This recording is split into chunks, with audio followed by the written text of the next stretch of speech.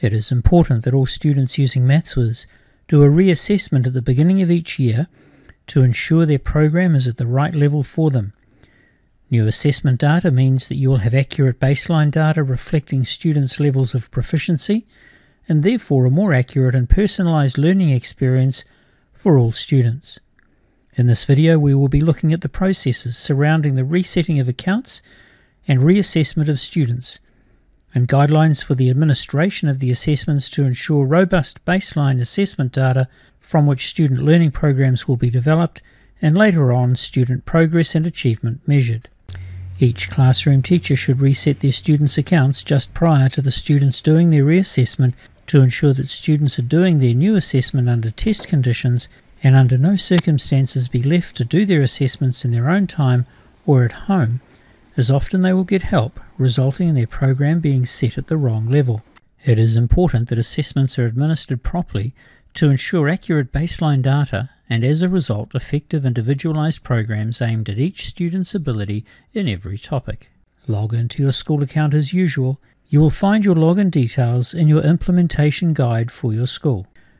Reassessment of students is an administrative task rather than a reporting function, so it is part of the blue administrative buttons or tools. Click on Manage Classes. Select your class if you are ready to reassess, and then press Reset Assessment. Press OK to confirm the resetting of your student accounts. If you only wish to reset the students who will be present for the day, then simply select those students to reset at this time and press Reset Assessment.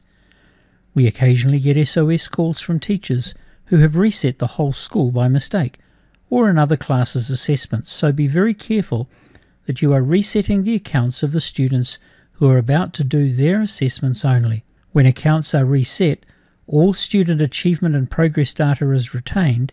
However, the resetting of the account is a permanent action and cannot be undone. When the student accounts have been reset and students are ready to do their assessment, be sure to show them the Getting the Most Out of Your Assessment video. If they have watched it as a class, encourage them to continue rather than watch the video again. Older students may wish to have a pen and paper to do working. Get all students to go to www.whizz.com and enter their username and password. The username is not case sensitive, so they don't need to use capital letters. Once students have finished their assessments, they will appear on the Maths Age distribution line in the class reports. When student progress reports are viewed, the blue shows where the student has done better in a topic in their reassessment as compared to where they were at previously, and the red shows topics where the student has not achieved at the same level as they were at prior to the reassessment. If a student does not do their best in the reassessment, then there may be quite a lot of red or regression. It is normal to expect some learning loss over the holidays, which just means students will consolidate their learning as they complete lessons and make progressions, and the red turns back to blue, a process which usually happens quite quickly in most cases. You can run the assessments with all students in your class if you have the technology, or you can roster the students on the computers available. It is important that the students have headphones so that they can hear the instructions, and if possible, have students do their assessments on a device other than an iPad or tablet.